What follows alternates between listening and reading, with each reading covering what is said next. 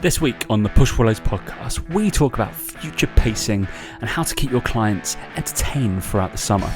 And Dan has the drinking age of a child. 3, 2, 1. I saw Anakin Skywalker. Hey guys, welcome to the Push Pull Legs podcast with myself, Damik. And me, Tom Hall. What's going on, buddy? Can you say that in Spanish, please? I don't know. Oh, here we go. He doesn't know enough Spanish now, does he? Eh? There we go. Yo, something. Anakin Skywalker. I don't know what saw is. Brilliant. Past Oh, tense. you Past tense need, hard, man. well, you need to brush up on your Spanish then, don't you, mate? I've Eh? got a Spanish class at 7, so Oh, that'll be bet you fun. have. You're Where did you see? Do you mean the actor? Yeah, of course. I didn't fucking see Darth Vader walking down. Well, okay. Now, my next question was going to be which actor, because there are two Anakin Skywalkers. So, Daniel, do you think I can recognize that child now? What's he that might be child he doing? might be a famous actor for all What I is know. that? I don't know. What is that It could child be, doing? could What's be he in other doing? things. He could be in other things for all I know. But that was my question, Tom. Was you were saying that? I mean, obviously, you meant Anakin the older Anakin Skywalker. Skywalker. But he's not done anything since then either, has he? The older one. Oh no, but that's what I was saying to the. I wouldn't say to him. Obviously, I was saying to the people. I You're was rubbish, like, mate. You haven't done anything. what have you done since? Wait, I hope you fucking got a percentage of profit share, not fucking a normal Maybe salary. that's what he did. Maybe he did, and that's why he's never done anything. Because he couldn't be asked. Yeah, exactly. Blame These, him. these three did pretty well. We'll just stop there. Or 2. He was actually only in 2, wasn't he? Yeah. Anakin Skywalker, child. Sounds a bit weird, but no. Hello. Hayden Jake, Christensen. That's his name. what? Yeah, I'm looking up the other one. Jake Lloyd Jake Lloyd. Yeah. is the other one. Born in 1989. It's older than me. There you Really? go. He's older than me. I remember Yeah. watching Phantom Menace in the cinema, and I was younger than him. That's insane. There you go. Hayden Christensen, movies and TV shows. What's he been in? Literally nothing. I know, right? Nothing that I've ever heard of. Like some Canadian things, I think. Obi-Wan That's about it. Kenobi, Obviously, 2022. When was obviously that? he was in Kenobi. Have you not watched that? I don't think That's I've all watched Kenobi. Yeah, it was good. Don't think I've It was watched all it. right. It was good because it was lightsabers and it was Kenobi versus Vader. Well, Wow, yeah, maybe I should and watch lot it of for that reason alone. Literally, Awake. Who else was this in Awake? There's someone else in Awake that's Terrence Howard, Jessica Alba, but he wasn't a key role in that. Yeah, that's strange. I just done nothing. I mean, it wasn't the best actor, to be fair, in Star Wars, let's be honest. But, No, he wasn't good. Well, what's the other guy called? Jake Lloyd. Jake Lloyd, he's not had a good life. Personal life, mental health, legal issues. Interesting. He's schizophrenic, bipolar. Nice. Well, incorrectly diagnosed with bipolar, but he was diagnosed with schizophrenia. Then In he's been this. 2012, Lloyd stated his decision to retire from acting in 2001 was due to bullying at school and harassment by the press, both in response to his role in The Phantom Menace. Mm, Dash. bit harsh. Wasn't that bad. I was It about to say was he was better than the other one. it was the worst one, but it wasn't that bad. I mean, he was in Jingle All the Way, Apollo 11, Phantom Menace, more movies than I've been in. Far Pretty more. good. Yeah. Well, there you go, guys. You've just understood exactly what happened to the Anakins in Star Wars, and they peaked in Star Wars. Let's be They honest. literally peaked, didn't they? And I don't have anything Anakin. Like I have a lot of Star Wars stuff. I don't I've have. got Darth Vader. Does that count? I've got Vader, yeah, but Yeah, I I don't don't think it think counts that. as I Anakin, don't does think it it? really counts. He Well, turned. it's because But nothing's important about Anakin, really, is it? It is Darth Vader that's the most important character when and he's element of it. he's red man. Yeah. But yeah, that was interesting. He was sitting in the until room, waiting room. That's what. And then I was like, they two coaches. I was sitting there doing my work, and two coaches came into the teachers' lounge. That's the office that I just call the teachers' lounge, and then everybody until gets really annoyed by that. It feels like the teachers' lounge. And then you go in, they're like, Tom, you never guess who's outside. And I was like, this is going to be a long game, boys. Can you just speed it up? I was just like, they were both ex third space, so I thought it was like my old boss from like third space who I like, I don't know, had a go at. had to go out as a soft way of putting it. And then he was like, "It's fucking Anakin Skywalker." I was like, I went straight Straight up, out there. did the old sneak. Oh, I need to go to the toilet. Whilst like Everyone, absolute everyone needs to go to the rubbernecking. toilet. Yeah, that's at that point. Yeah. Let's all go to the toilet. I was just like, and then obviously I had to like I posted online, but I had to like send like something to Chloe to prove it. So I did the old, but very very very. I did a natural arm swing, but with Yeah. my camera on, obviously on record. So I was like just blocking Yeah. natural arm Good man. swing, and Mm. I didn't do it like. And then she was like, "Oh my God." Well, first of all, was that this is how much Chloe likes Star Wars. I just kept on sending like just Anakin memes to her or like gifs and stuff, and she was like, "I don't get it. Are you mad at me?" Because they were all like angry ones. Of course, yeah. I was like, "Fuck's sake!" I was like, "I've just seen Anakin Skywalker." She's like, "Oh, that's fine." She was like, "Are you mad?" No, I'm not mad at you. It's fine. But yeah, she was like, "Prove it." And she was like, go. She was like, "Go talk to him." I was like, "100% no. That's the most cringeworthy thing. If you're listening to this and you're one of these people, shame on you." I could Dan's never one of do these that. people. I could never go up to someone in their own personal space, personal life. They're not No. there for publicity or whatever. He's there for either a dental checkup or doctor or physio appointment or whatever. Um, he wasn't there to PT. I didn't want to go sell my services.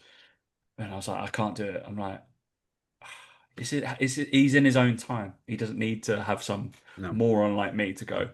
Did you know I do it. I you do it did? with Justin. Like at the I've seen at the driving range. Like you see like Justin Rose and you see Adam Scott, and you just see all these kids who don't obviously they don't know, and they're all running up. Can you sign this? And you're just like, there was always one adult that does it, and you're just like, just leave them The alone. adult's the problem. If you Correct. can say good morning to them or whatever. I used to Hmm. David Moyes used to live near me and he walked his dogs all the time when I would like go around. And I would just go, "Morning, David." He's like, "Morning." Absolutely Yeah. fine. That's a normal interaction. Yeah. Um, Yeah. but yeah, I didn't go West Ham and shit. It was obviously when Yeah. he was at West Ham. But, Yeah. Yeah. But no, yeah. you see, obviously see Tommy Fleetwood down at the academy all the time. Yeah, You yeah. just, you know, I just leave him mean, alone. Like, I watched that poor on guy. Sunday night. Absolutely awful, wasn't it? Yeah, That was I've his not. Rory McIlroy moment, wasn't it? It was. I Yeah. was. Yeah, I was a weird one for me to. I was like, I'm gonna stay up and watch this because I was like, he's leading. I love him. I think he's such a nice human being, Yeah. such a gentle man. But I think that might be his issue.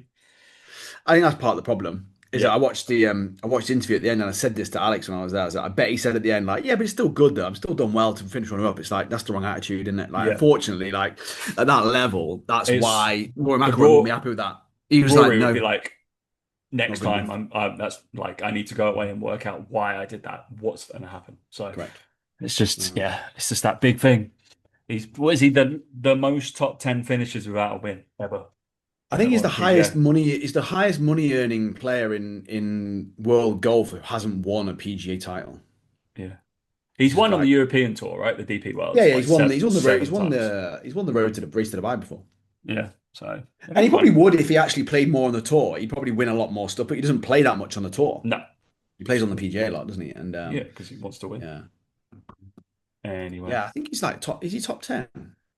I think he moves up to top 10 now. I think he's hovering outside I that, think. but Well, I think he also gets helped by the ones that have gone to live, doesn't he? yeah, Really, that's true. a little bit. Yeah. I think he would be in the top 20 for one for that. A good player, obviously, still, but he's always there. There, yeah, he's 13th. Mm, Yeah, he's gone up from 17th to 13th. yeah. Saying that Victor Hovland's up at 10. How's he up Yeah, there? I know it's mad. He's done nothing. There was an interesting thing. I read an article on that today about overinflation of like small countries' best players. It was Yeah. like probably like the 13th, 15th best player from the US is probably better, really, than Ludwig Oberg at the moment or Victor Hovland at the moment. Mm, Like, yeah, just because they're the best player in Sweden, the best player in Norway, they get overinflated. Probably yeah. the Hogard twins and stuff like that. It's interesting. Very interesting. Anyway, this isn't the push pull leg golf, but this might as well. It'd be a lot Should be. better. Should be. Um, what have we been doing? Well, wedding stuff. Obviously, I've been doing stuff. That's Obviously. just all good. Went for a recce this week. To the venue, which was all fun. Ooh, Making sure that it's all up to Dan's standards. high standards. So yeah, Correct. As long as the hotel's got hair dryers, Tom, that's all that we need, as you know. Should we get a beard guy in the morning Yeah, just to sharpen us up, or it will just take a big chunk out and be like, I was about no, to say yeah. Oh my no. God, what have you done? Yeah. Well, as we So, talked about this last time, didn't we? That you're obviously going to be having a beard. You're obviously not going to be clean shaven for your wedding day because that would look well weird. oh, it'd be bonkers, wouldn't it? Absolutely bonkers. I don't Absolutely think bonkers. I could cope No, I couldn't either. My genuinely. my mum would like leave, convinced it. Yeah, I I just think clean I came back clean shaven like from uni once, and she was like, "You right? Do you want me to buy you another trim?" And she was like, "Do you want me to buy you another trimmer?" Because I'd like forgot my trimmer. I left it at uni, and I was like at Christmas, and I was like, "Ah, I'll just shave it all off, and then it'll grow back." By the thing, she was like, "Don't do that again." yeah, don't ever do that again. Oh, Yeah, thanks, man. Oh, you see my face. yeah, love you too. Fine. Yeah, you made this face, but whatever. Uh, Yeah, yeah, I one. agree. I think similar to yourself. Just I think a suit, a beard, better than not. Yeah, So, mm, for sure. I mm, can't imagine not having a beard. Just can't yeah. imagine. Can't imagine what I'd look like. Again, I've not, I actually can't remember when I didn't have, like when I shaved it off last, genuinely. Like full, Like fully shaved it off, I cannot fully remember shaved. last Yeah, I time I can't. would have done it. I can't. It must be 10 years for me. Fucking long, long time for me, yeah. I've done like down to like pretty light, and then I remember my client Sarah was like, "You right?" And I was like, "Yeah." I was like, "I used the wrong setting." So I had to do it. So I was like, I had to do everything, didn't Oh, yeah. I? So because like you get your beard done, but I was like I get it done every now and again when I have my hairdresser appointment, but I don't go to the beard person every like week or whatever. Yeah, So yeah, I like do different bits at different lengths. So it's yeah. always fun. Always fun. Anyway, fitness, I guess. I mean, yeah, I guess fitness. Yeah. I think Um, we'll talk about what we're doing future pacing because it's summer, I guess, and that seems to be perhaps an yeah, issue. I just think I feel like this time of year coaches panic a little bit with clients leaving potentially because it's the summer and people maybe diet for the summer or when there's the summers here they want to eat more food and go out more, they don't see the value in a coach, right? And I kind of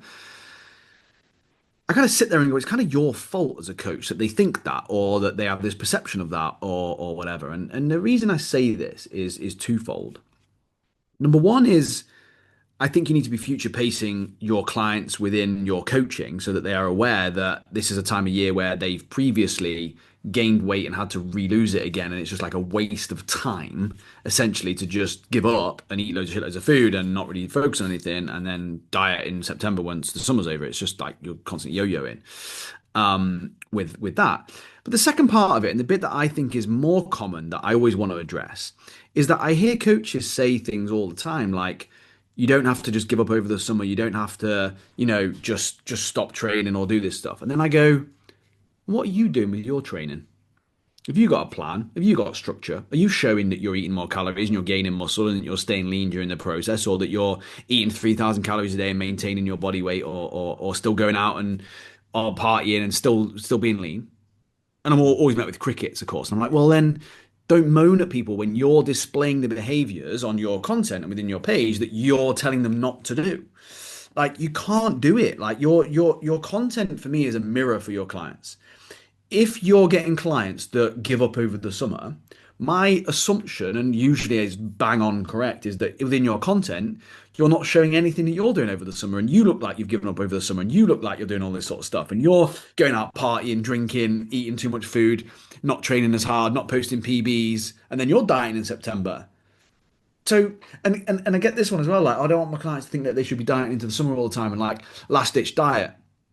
Week later, going on holiday in 6 weeks, so I'm going to go on a crash diet. I'm like, well, what would you expect then? I'm not saying that's wrong. I'm just saying don't then say, oh, all my clients just want to diet and crash diet, and then they just fuck off after that. And I'm like, well, hey, yeah, they're going to, right? So they're the two things that I come up with all the time because I didn't see a slowdown of people wanting to get results and wanting to do things over the summer. They were more a case of dribbling their drink down their top like I Tom could have done. literally, I Um, literally cannot. Right, Tom is Apparently, drinking from a bottle. He's drinking from a like a water bottle that you would drink when you're cycling. That's like got the smallest little hole in it to drink out of, like like your normal like sports bottle. And he just dribbled it all down in front of him. Brilliant. That was quite funny. Yeah, it's just this thing of like class. I was constantly talking about again being stronger, how to navigate holidays, how to navigate all this stuff, showing before and after to clients when they come back from holiday, the fact that they were still in a really good place, feeling great. Being away, sending texts, being like, I feel so in control. I'm loving the fact I can do all this stuff, sharing that stuff.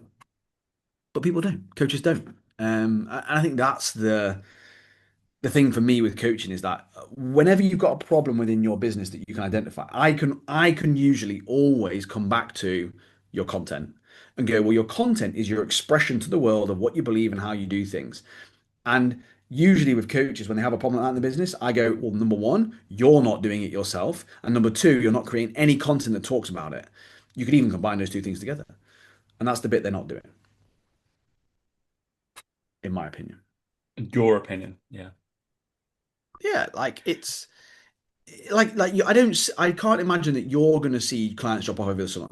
I hope not. Yeah. So I think peek behind the curtain normally, and you've probably seen it over the last few weeks. I will show when perhaps a coach is competing with something, and there might not be a like normally every week or every other week somebody is competing in some sort of sport or a high rocks or a run or they're doing pre-season or testing or stuff like that. My future pacing is very much geared around let's train for something, let's prep you for something. So you have the fucking content which Dan wants you to create for that journey so you can be that inspiration. It's one of the biggest things and I'm not a business coach and I don't, we talk about business if we really want to, but I'm not doing that with the client.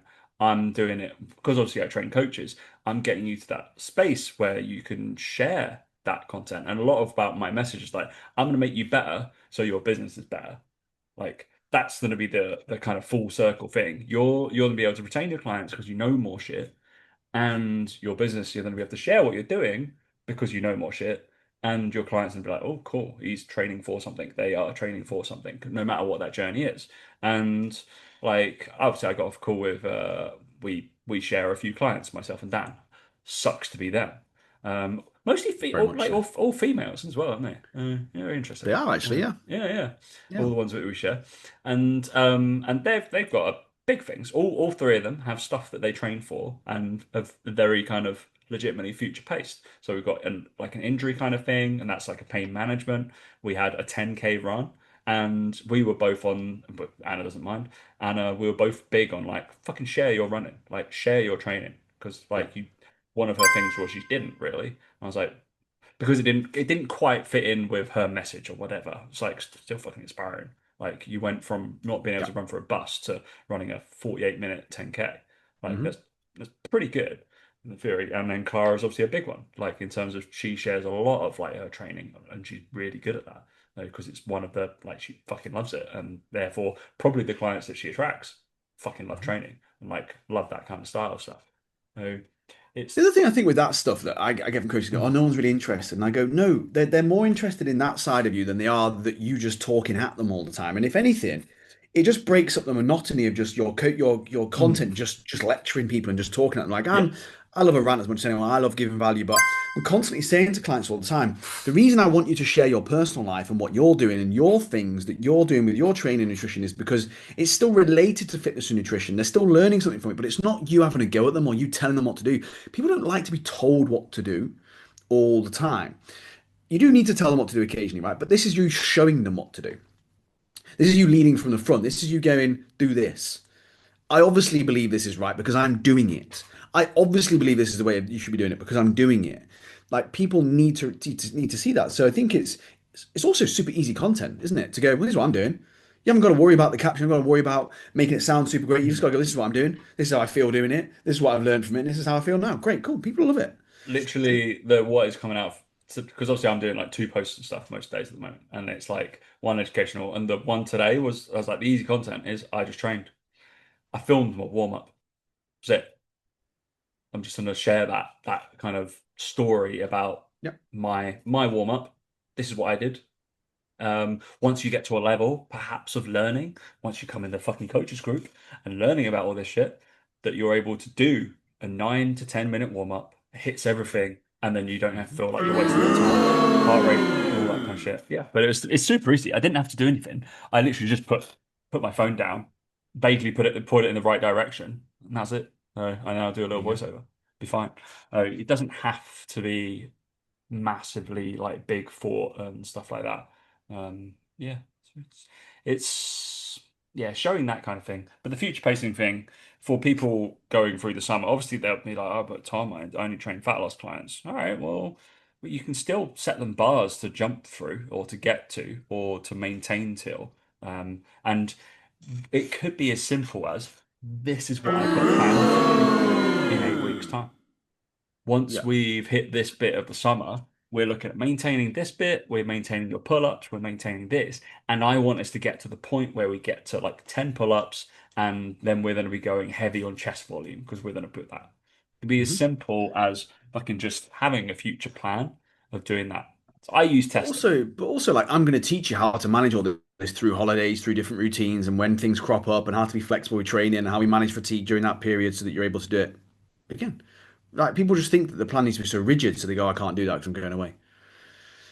No, like you're going away, great. This is how we're going to manage it. This is what I'm going to plan for you. This is how you're going to work around it. This is how we can maintain performance. This is where we're going to take a deload, and when you get back, you can be ready for this. You need to make sure your calories are around this point, so that when you come back, you're Yeah. full of energy rather than feeling like shit. It's Yes, just it's super interesting because yeah, obviously I've had a few I can pick out. There's a one of the golfers that I'm working with who's he's away for 10 days to 2 weeks, I think, now. And he's gonna be but he's got no access to gyms, which is pretty regular for like whatever happens. mm, And you know what? It's a learning opportunity for coaches because I start to kind of put in, cool, we're gonna do a hefty amount of plyometric work. We're going to learn how to do like change direction stuff, deep tier stuff. You're going to get like plyo routines that you can start to put in things, which doesn't really need any kind of equipment. So you use it as like a learning opportunity. It's that whole kind of thing that can you put them in that bit. It doesn't matter if they don't do it, but at least they've got stuff whilst they're away. And then they already know what they're coming back to because I'm like, all right, you're going to learn this. mm. It's going to benefit you for when you come back and you do this for me, and this is what we're driving towards for the rest of the time. Um, yeah, that's about. It's just being very crystal clear and not kind of week to week, I guess. I think But you, again, that's the problem. It's just the nature of everything is so week to week that for coaches, where rather than again thinking bigger picture, talking about these problems that may occur, may crop up, and that you've got a plan of action for it. Um, yeah, I just think that's a big struggle that coaches have, and Hmm. I think it's probably too late to do anything about it now, unfortunately, but it needs to be preempted, earlier on in the year, and it needs to be again throughout your whole strategy. Is thinking about these things. Because I just I don't think they're think I doing. think people, and they'll witness it if they came into coaching with me, right? I will be very apparent of like, whilst you're in one phase, I'm already going to be talking about what you're probably going to be going into next. Mhm. And that'll be based off stuff you're either doing or and because I like we've said it before, and I was talking to physio this week, and he was like the people who've been doing this forever and get results are the people who live and die by their philosophy and what they do. And we know that. And like I'm very methodical where I'm probably going to take you for a GPP. I'm probably going to do some global kind of general physical preparedness, no matter who you are. Don't care because that's the thing that's going to get me results. And I know it sets me up to be able to springboard you into what you're ever training you're going to be doing. Mm.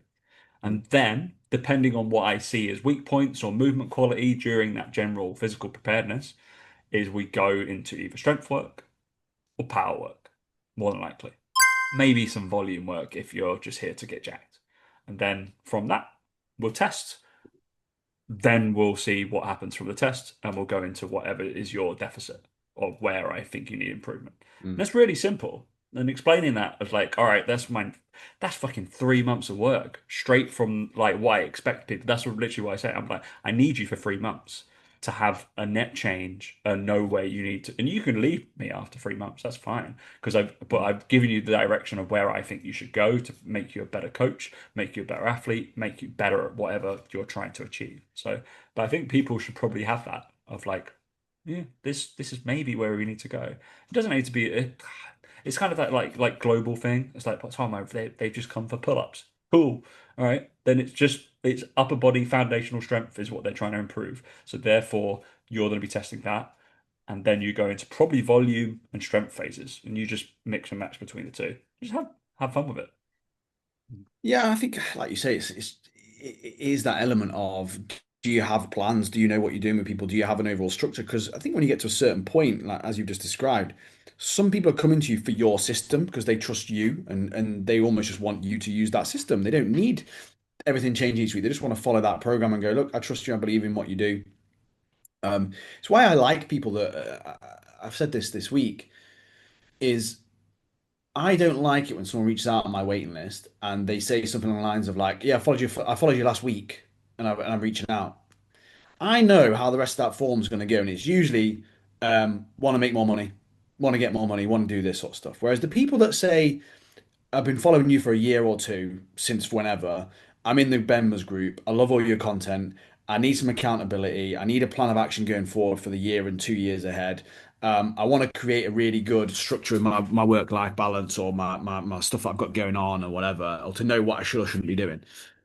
Um, I'm like, wicked. I know which one of those two people I want to work with Yeah. me. And I think that I know because in my content that that's what is going to happen, and I know that people are going to go through that process versus just finding my page, seeing it for a week, seeing some results, and then going, "Do you know what? Um, I'll just want to make more money." And I'm like, okay, well, probably not the best people for you then, because ultimately we don't really talk about that a lot, and I can tell you not watched a lot of our content, you know. But anyway. Yeah, Anyway, who do we know? What do we know, Dan? Yeah, we but know, mate. take it on board. Obviously, you can come and ask questions if that is the case of like, oh shit, you can do that. Or you can become part of my coaches group and you can learn all that fucking shit of being able to actually future pace. Or you can learn it in business in the members group, your members group. You can, yeah. Fucking hell. In serio, no. In other wedding news, mate, we have decided upon our caterers, so we know what Yeah. we're having. We know what we're having. Should we share it on the podcast? Don't know. I'm gonna. I feel Keep like them I'm. coming back. Keep them coming back for next week, mate. Keep them coming back next week. Release it next week. Because we went through a menu, didn't we, last week? But it's not that menu. It's the other one. We've The decided other upon. menu. Wow. Yeah. Okay, we'll save it for next podcast, mate. We go for the whole menu. You don't even know it. You Don't don't even know even it. know. I don't even know, mate. But it was nice because it was the one my dad was at. So he'll be like, "Oh, you went with that one, yeah." So he'll be like, So the I know main what's question though, can I ask this question though, right? Are there going to be cheese and Marmite toasties there? Surely we can add those on. yes, there are. That'll be Yes, come on. I'm sorry. I'm full. I'm okay then. That's all good. Mate, Um, but you mean you're gonna have to stay up though, because that'll be that's late night snacks. That is. that's fine, mate. I'll be staying up. I'll get a few Jaeger bombs down me. I'll stay up. Don't you worry about it. It's fine. Yeah, come on. Yes, mate. Red Bull, innit? Yeah, Bit of Red Bull. mate. No, you're gonna be having like some carajillo or stuff like that. Whatever, Let's get mate. you some coffee and alcohol. Anything, mate. I'll have anything, mate. Jaeger bombs, espresso martinis, whatever I need to I'm stay just up for. thinking like of something you would actually enjoy drinking more than a Oh, Jaeger. Jaeger bomb tastes all right. Oh, Jaeger bomb tastes fine. No. Yeah. Right, It's this it's is like almost like Parma Violet-y, kind of like medicinal taste to it. I like that taste, like of stuff. Yeah. you could not be more wrong. You think you Yeah. know a guy, and he comes out with the guy who doesn't drink and he likes Parma Violets and Jaeger bombs. Yeah. What is wrong with you? Jaeger bomb. Have you still got your because you don't really drink, have you still got the taste of you drinking for when you were in uni? Possibly, yeah. Yeah. That That's literally palate. it. The palate is Um, so if I know this is a big if you had to pick three alcoholic drinks to enjoy, Dan, what would you pick? Definitely would be like recordling or what's the other one of those? The other one. Copperberg. What's Copperberg. Copperberg definitely the mixed fruit Copperberg is just like squash. It's just like, oh, give me that all day long. That's definitely number one. So that's going Okay. to be my long drink, right? That'll be my long Yeah. drink. If I was to then go for a short drink, a shorter drink anyway, should we say, I would probably go. I don't mind a Southern Comfort lemonade. Okay. Or amaretto and Diet Coke. Very good. Amaretto Diet Coke. So that'd be one of the two shorts that I might have. And then we're talking a shot. It would be a baby Guinness No, that's a good choice. shot. That because they taste good. See, my thing with alcohol is it's the taste. I fucking can't stand the taste when, like, tequila or sambuca is like, oh my God, it's foul. Whereas baby Guinness it tastes nice. It's coffee, creamy.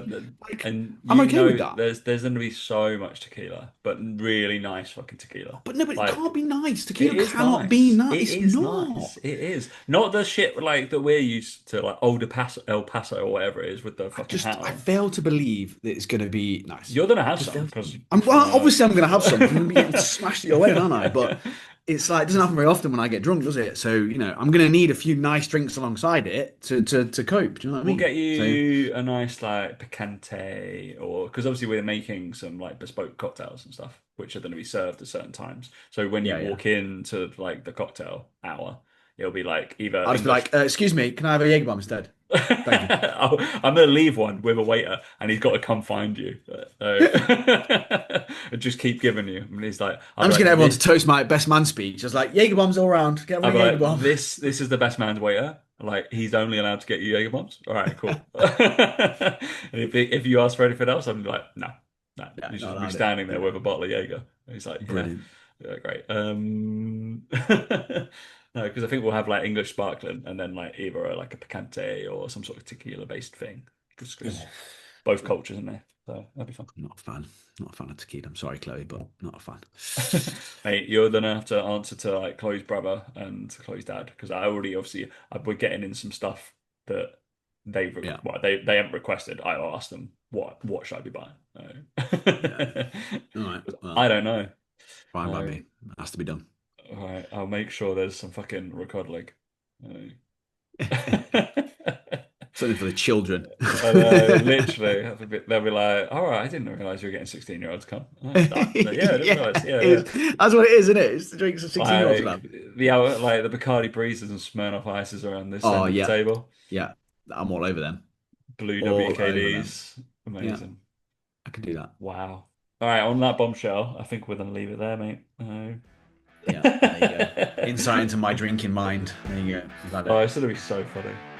It's going to be quite funny. Yeah. Right, have a good one. All right, thanks for listening, guys. We'll catch you next week.